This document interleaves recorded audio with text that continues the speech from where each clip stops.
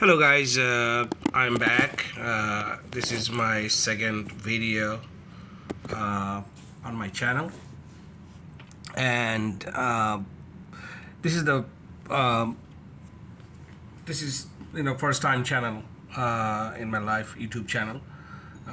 So I'm still working on getting my video better, and this channel basically for my opinion and how I look at the hobby and sports cards and physical bitcoins. And this is not an investment advice. This is purely for entertainment. And I will today discuss about how to find the valuable cards in terms of the values and players that are people looking for. So I would give you some strategy today. The strategies that I use all the time, and it works out pretty well. It's very safe and sound strategy in terms of the unknown future. And a lot of times you find there is a low trend of some cards people are not focusing into, but in the long term they come back and people get into and start looking at those cards. So there are very effective strategies that will also make you kind of relaxed because that you are going to use some strategies is based on the facts. Basically, that you're not taking any chances. Like when I look for cards, I want to make sure the player that I'm looking for, that everyone is looking for. The player that I'm looking for is there is a volume. The people are buying and selling. The cards that I'm looking for that goes up in value, not goes down in value. Things like that.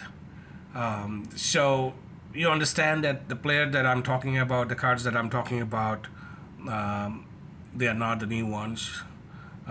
These players already have established their credentials. They have proven themselves. They have histories behind them. They have winnings behind them. And people are buying and selling those cards. So here are some strategies that I wanted to discuss about. Like for example, that if I am looking for a player, right? I might be looking for baseball cards, or might be looking for basketball or football, right? The three main sports. So it is not a rocket science. Now I'm not talking about the most current players, the rookies and things like that. Uh, like I mean, they can go up tremendously due to the hype, and then they can go down tremendously as well if they don't perform or if they're not playing, they're not getting their time. So that is very risky. I'm not talking about that. I'm talking about that uh, you know the players that already have established themselves and they are popular. So what I do, like for example, if I'm looking for baseball cards, right? So I would search for like 50 most valuable baseball cards of all time. And then right now I have searched one site, and this is the site that gives you the 50 most valuable baseball cards of all time, right? So I go through this list. You have a tremendous amount of list, and believe it or not, if you um, if you search them, if you search them in the eBay, then you will see these cards. The graded cards goes really high, and obviously, if they're old cards, you're always going to look for graded card. PSA, I would recommend is the best. SGC, BGS, CSG, but I mostly look for either any three of those, first three that I mentioned, which is PSA. People like PSA nowadays. I don't know why, but it is the way it is. And SGC and the BGS. So here I found a site. Um, it's stadiumtalk.com, and it has 50 most valuable baseball cards of all time. So if you look at the list, you don't have to. I mean, you have resources on the web. All you have to just search it, and all you have to find the right site, and then look for the information. Look at over here, like, right, it's 50. Number 50 is 1951 Bauman Willie Mays. Then next one, it goes 1951 Willie Mays. It gives you the card number, year. Then it gives you some history. Reggie Jackson, right? If you look for this card online on the eBay, you will see high value cards. And what I do usually, I look for like PSA 4 or 5, maybe sometimes much lower, because it's even the lower grade of these players cost pretty handsome. So this is the way I do it, and I can keep it. I will be always finding a buyer, because everyone is looking for card for Baby Ruth or Arnie Banks or any of these players, right? Shoeless Ty Cobb, and then there are a lot of players over here that you can search, right? You can search, and you can have an idea. Look for graded card. That's what I look for, graded cards, and then I look for that if people are bidding on them.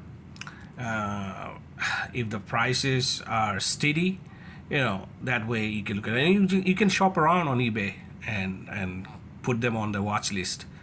And if you find a good deal, then you can go ahead and buy them. So as you can see, all these players is easy, right? Now, same thing for basketball cards. I found a site. It says 52 most valuable basketball cards, the all-time dream list, and you can go down the list, and you will see all the people, right? So after you find the people, just doesn't mean that the trick is, once you find this name, right, and the year for that player, you go online, right? And then you search for it, and make sure their cards are out there. They're high value cards, and people are buying it and selling it, right? So you wanted to make sure of that. For example, Bill Russell, right? His 1957 Topps card number 77, Bill Russell. I mean, PSA 9 is going for $85,000. Just by looking at it, I can tell that his card sells pretty well. I would say like even PSA 2 would be great, because these cards are rare. So, so the older the cards are, the higher chance that the card value will go up, and there will be less cards in the market. And anything before 80s, I would say, there are much less highly graded card like PSA 10 or HGC 10 and 9. So the pop count is lower. So anyway, you can see all these names and cards. I mean, this side even gives you what the you know uh, graded PSA graded cards goes for. For example, Lakers Scott Potato Chips George Mikan, his PSA 7 value is like $12,500, right? Same thing for I went to Beckett site for this one. Top 100 football cards of all time. So you can see all of this, all of these cards. And once you find the cards, the next thing you would do is you go to eBay, and then you search for that title that you are seeing, and then find out if it's cards, how the cards are priced, how they are valued at, and things like that. How many pop counts you have, and for pop counts you can go to PSA to have an idea. And in order to do that, all you have to just type on your browser, you'd say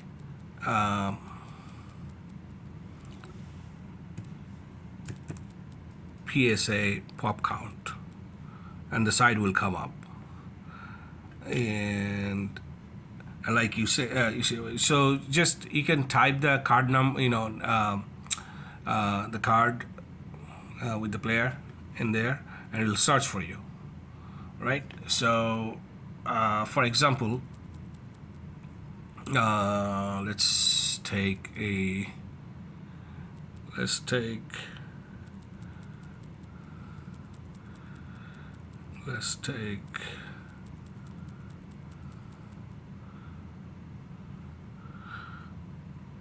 Michael Jordan sticker. You just copy and paste, or you can put Michael Jordan in there, but you have to search it after that. But you just paste it. Oh, I put something else in there.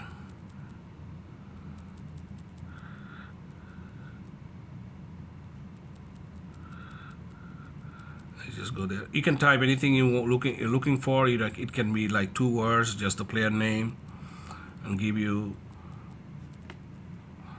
the list of all the years. See, I was looking for that sticker, and there are 24 graded as 8 and total 46. So it's pretty good, this sticker.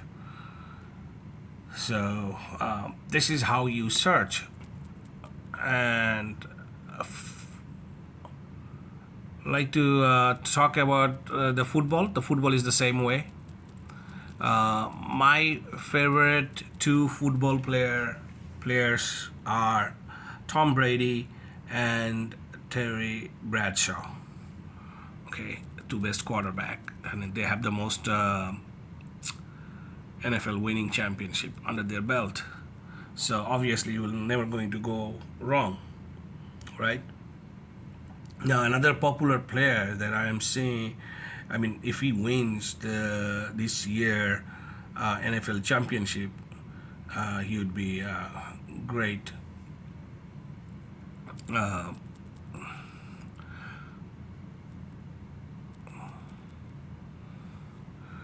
So, just give me a second. I will check something here. So, as we know, there is a game coming between Chiefs and Eagles, and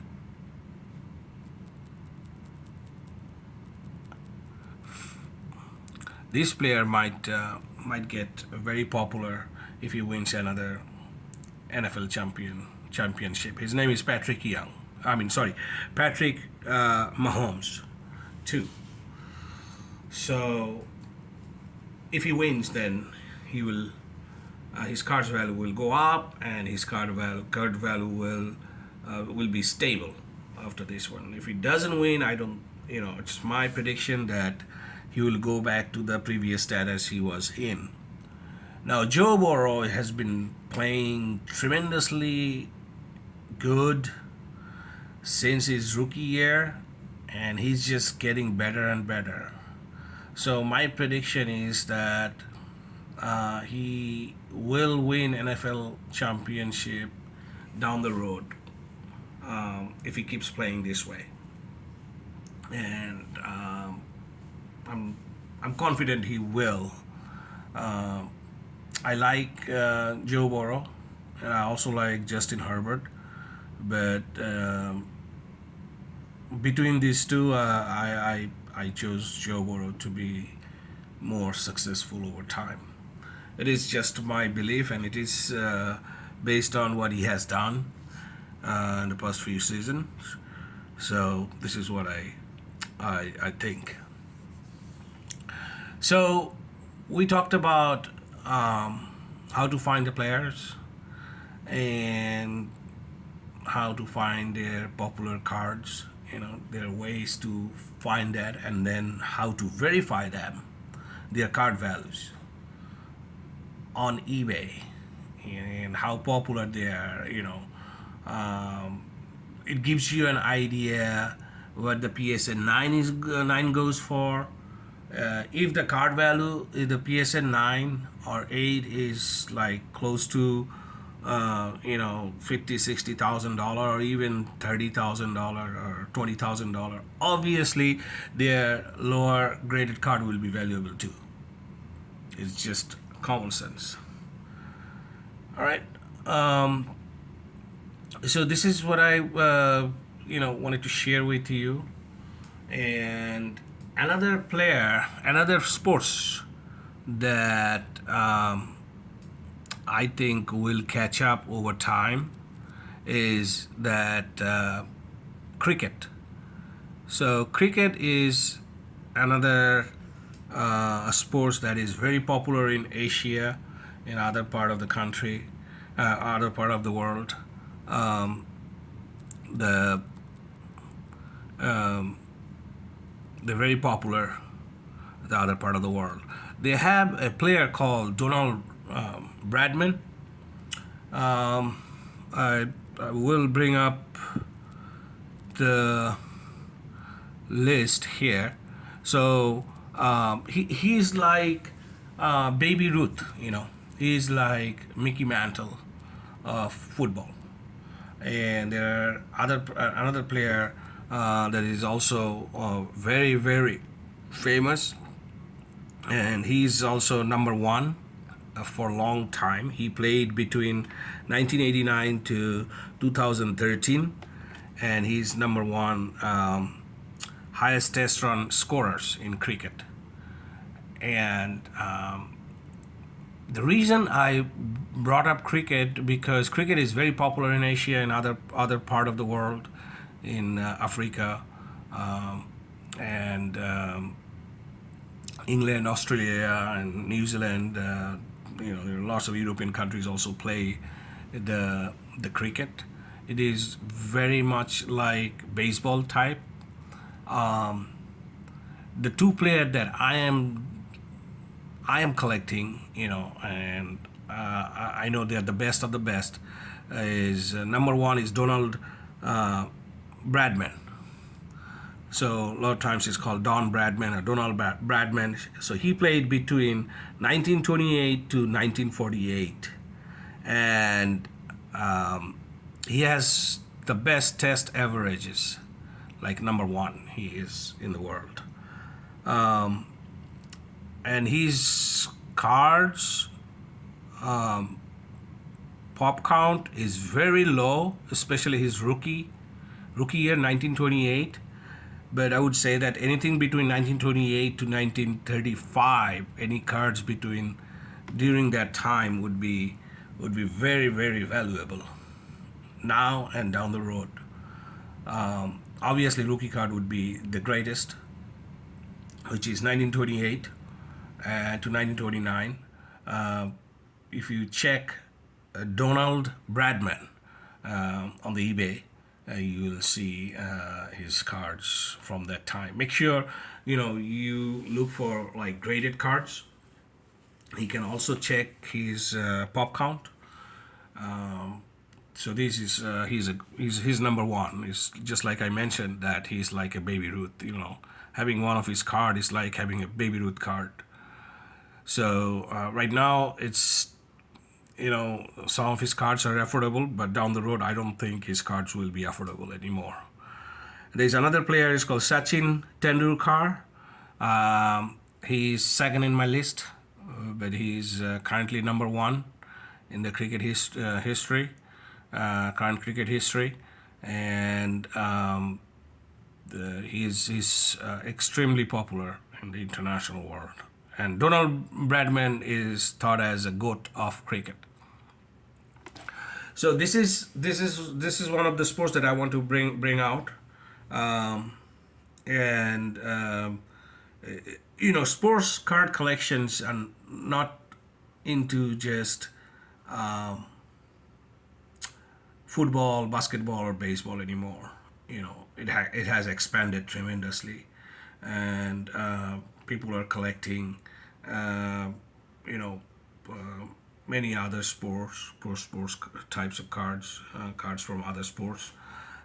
Non-sports are getting extremely popular. It's there are lots of buy and sell on eBay's, and people also collecting non-sports card. I will talk about that later in some other video.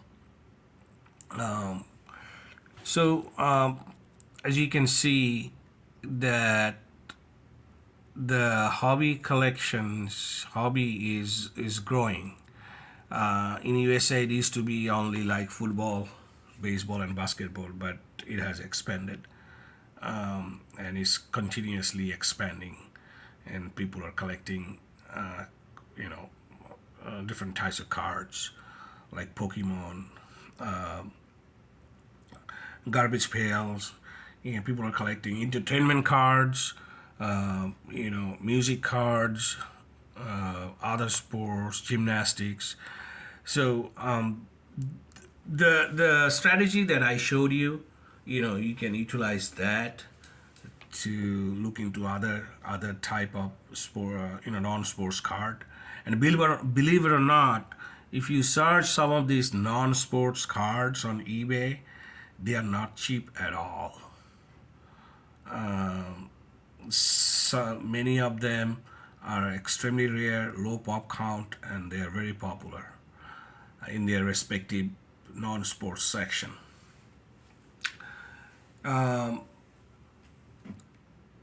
I would like to talk about few other things, uh, like if you want to search like who is the goat of anything, right?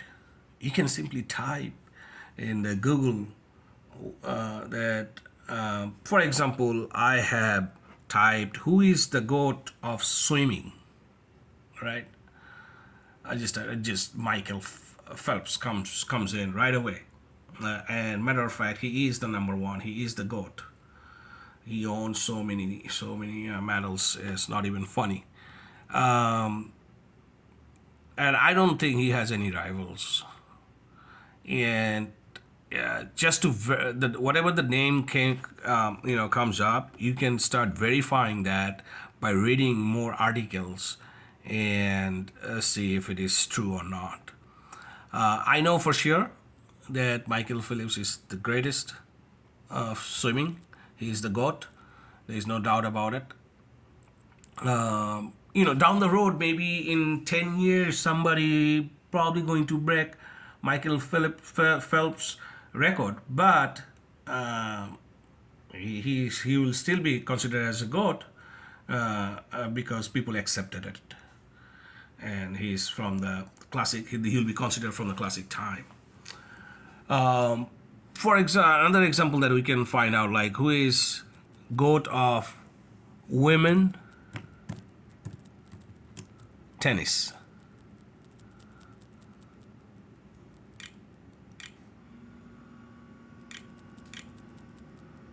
So you all know that answer already, Serena Williams.